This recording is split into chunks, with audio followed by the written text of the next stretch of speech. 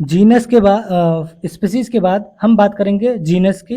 Genus में देखते हैं, genus comprises a group of related species which has more characters in common in comparison to species of other genera. कहने का मतलब ये है कि जीनस किससे मिलकर बना होता है, जब दो या एक से अधिक स्पीसीज को ग्रुप किया जाता है तो उनको मिला के हम जीनस का नाम देते हैं। और ये बात बहुत ज़्यादा जरूरी है, याद करने वाली है कि एक जीनस में एक स्पीसीज भी आ सकता है या एक से अधिक स्पीसीज से भी एक जीनस का फॉर्मेशन हो सकता है। ठीक, तो जीनस में क्या होता है, जीनस में मोर कैरेक्टर्स जो होते हैं वो कॉमन होते हैं अगर स्पीसीज की बात की जाए अदर जनरा के। अदर जनरा मतलब जैसे मान लो हमने दो जनरा बनाए, ठीक, अब एक जनरा के अगर स्पीसीज की बात करेंगे तो उनमें जो होगा वो कॉमन कैरेक्टर जो होगा वो ज्यादा होगा किसी दूसरे जनरा के उस पर्टिकुलर स्पीसीज की कंपेरिजन में। ठीक, we can say that general aggregate of closely related species. Genera क्या फॉर्मेशन होता है, क्लोजली रिलेटेड स्पीसीज को कंप्राइज करके जनरा का या जीनस का फॉर्मेशन होता है। For example potato, brinjal are two different species but both belong to the genus Solanum. Lion, leopard and tiger with several common characters are all species of genus Panthera।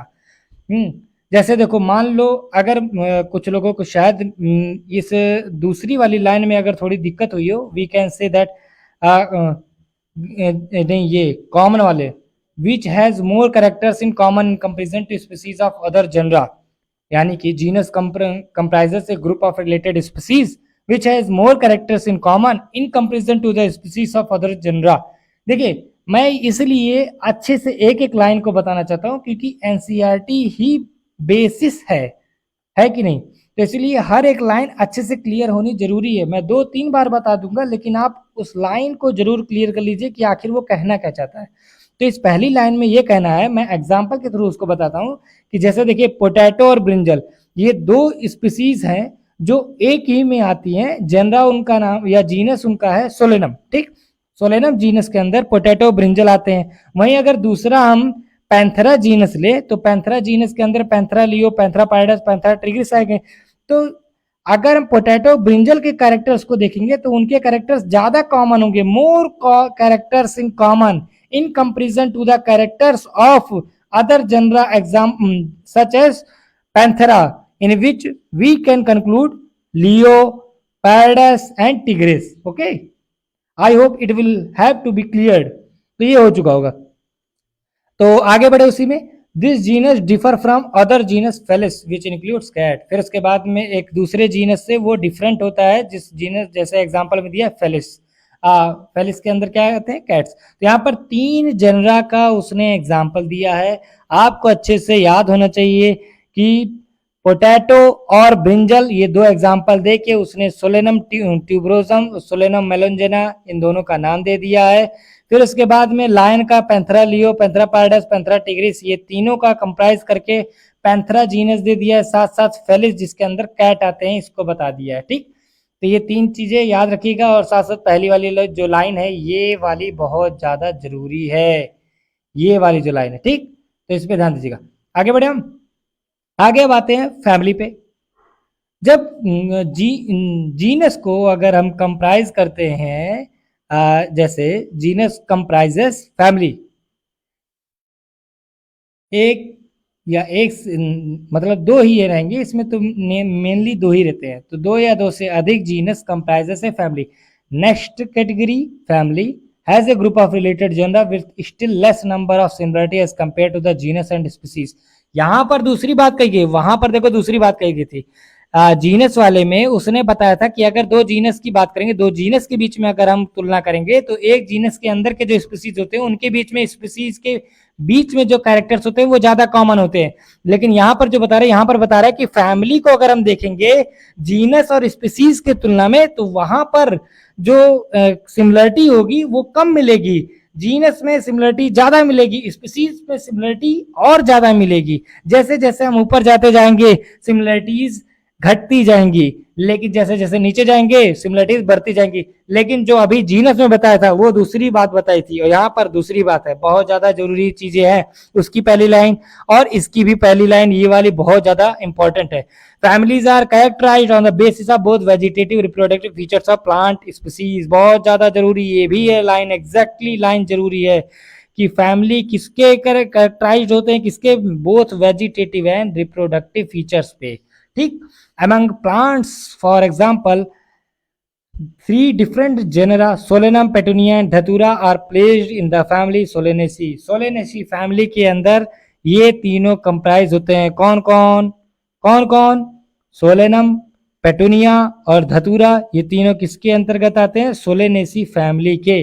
और खास बात ये भी है कि फैमिली के, अगर कोई भी फैमिली का नाम दिया होगा तो उसके लास्ट में एसी लगा होता है, ACE, ये वर्ड, ये वाला एसी वाला लगा होता है। ठीक है तो इससे आप पता लगा सकते हैं कि ये किसी फैमिली का नाम दिया है।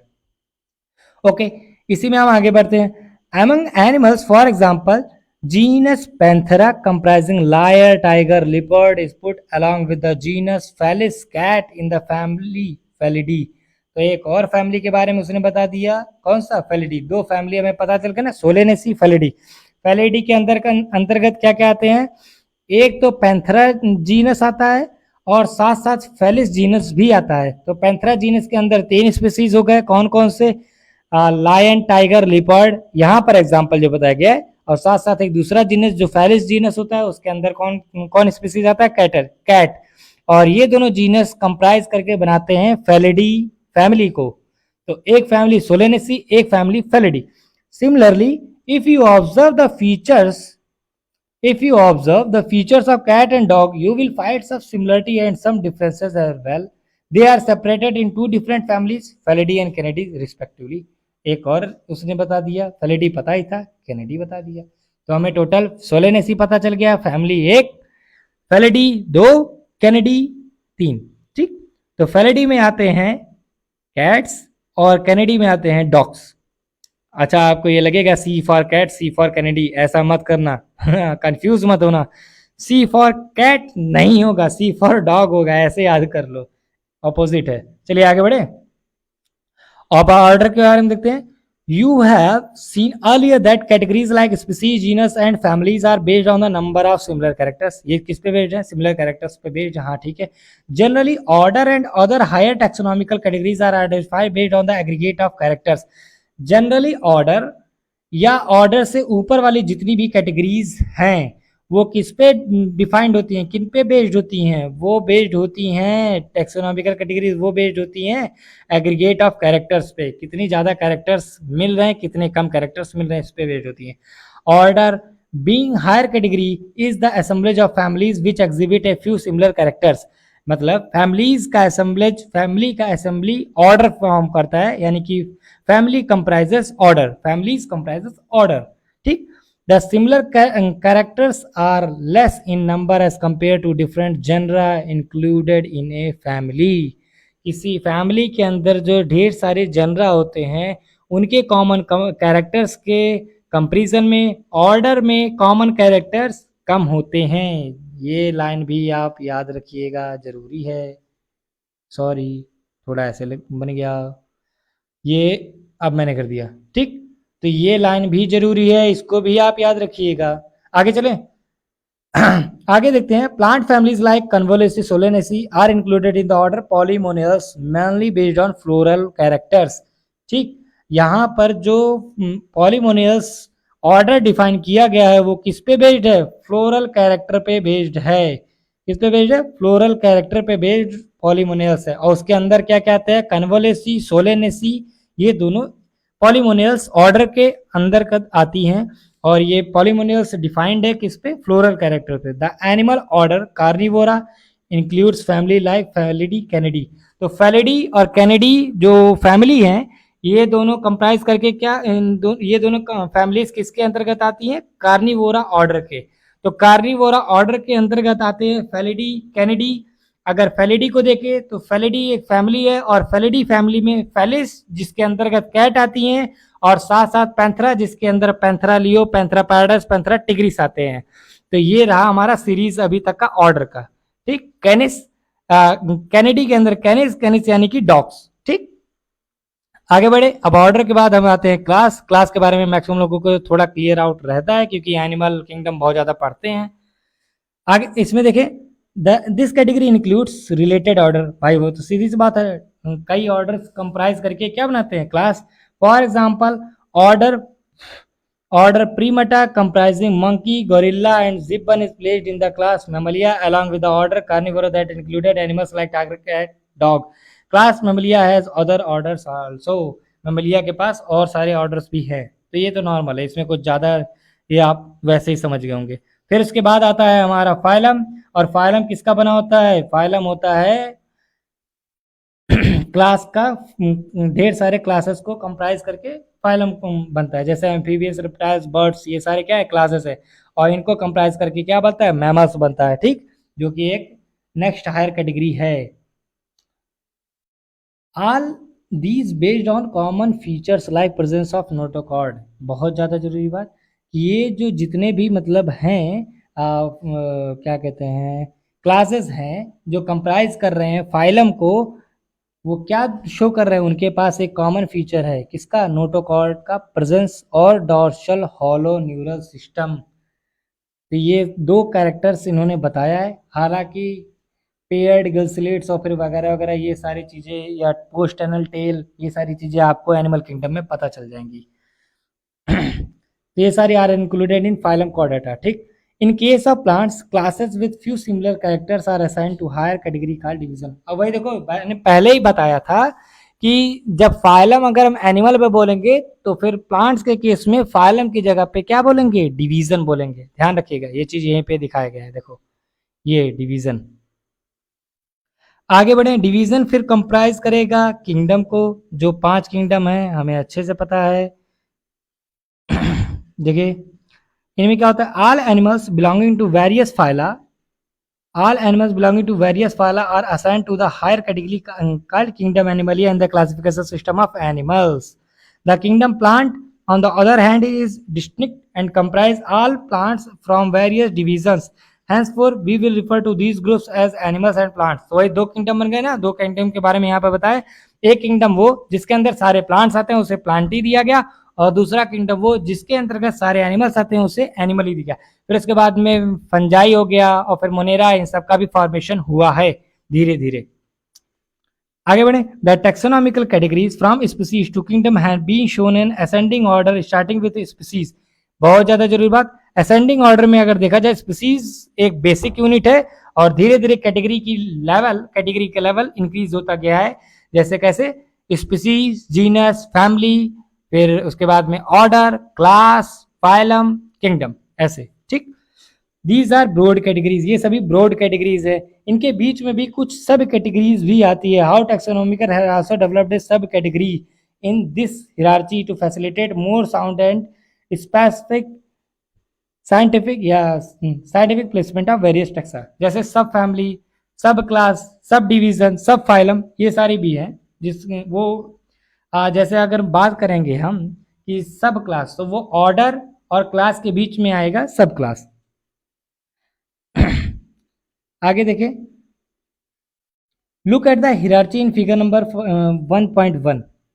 फिगर नंबर 1.1 क्या करे भैया, ये देखो ये रहा 1.1, और उसने यहाँ पे देखो स्पीसीज, फिर इसके बाद में जीनस, फिर इसके बाद में क्या क्या, family, order, class, phylum, kingdom.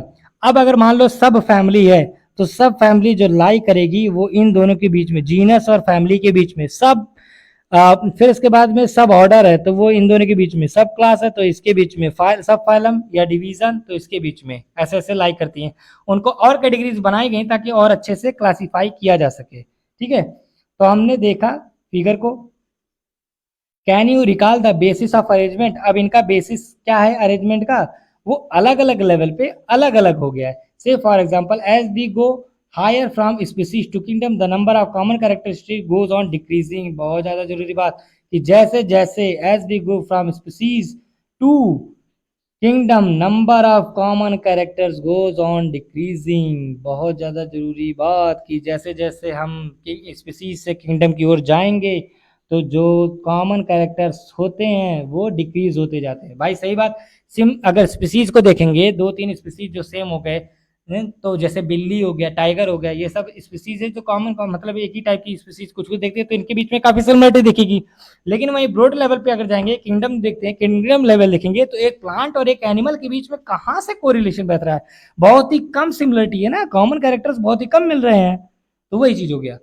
Lower the taxa more are the characteristic that the members within the taxon share. जैसे जैसे lower the taxa more are the characteristic that the member within the taxon share, जितना ही नीचे रहेंगे यानी कि species की ओर जैसे जैसे जाते जाएंगे उतना ही ज्यादा हमें क्या मिलते जाएंगे, कॉमन कैरेक्टर्स मिलते जाएंगे, या टेक्सॉन के उतने ही ज्यादा टेक्सॉन्स कॉमन कैरेक्टर्स को शेयर करेंगे। But higher the category greater is the difficulty of determining the relationship to other taxa at the same level. जब हम जैसे जैसे ऊपर जाते जाएंगे यानी कि किंगडम की ओर, वैसे वैसे एक दूसरे स्पीसीज, जैसे मान लो अगर प्लांट का एक स्पीसीज मैंने उठाया, एल्गी कोई स्पाइरो वगैरह, और वहीं मैंने एनिमल फाइलम से अगर मैंने उठा लिया पॉरीफेरा, तो यार, या मान लो मैंने मैमल्स ह्यूमन बीइंग को ले लिया, ठीक।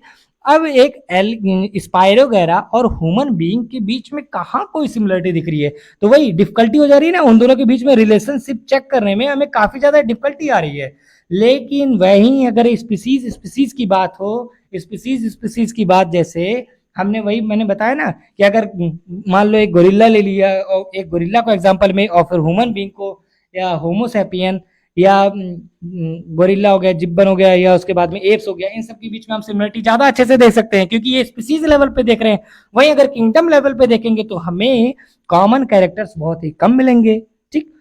Hence the problem of classification become more complex। जैसे जैसे हम ऊपर जाते जाएंगे वैसे ही क्या होगा, क्लासिफाई करने में और ज्यादा दिक्कत आती जाएगी, ठीक। फिर table 1.1 indicate the taxonomical categories to which some common, और वही फिर उसके बाद में यहाँ पर देखो एक टेबल बनाई गई है, और ये टेबल इतनी ज्यादा जरूरी है कि ये टेबल बहुत ही मतलब क्वेश्चन आने की बहुत प्रोबेबिलिटी हो जाती है।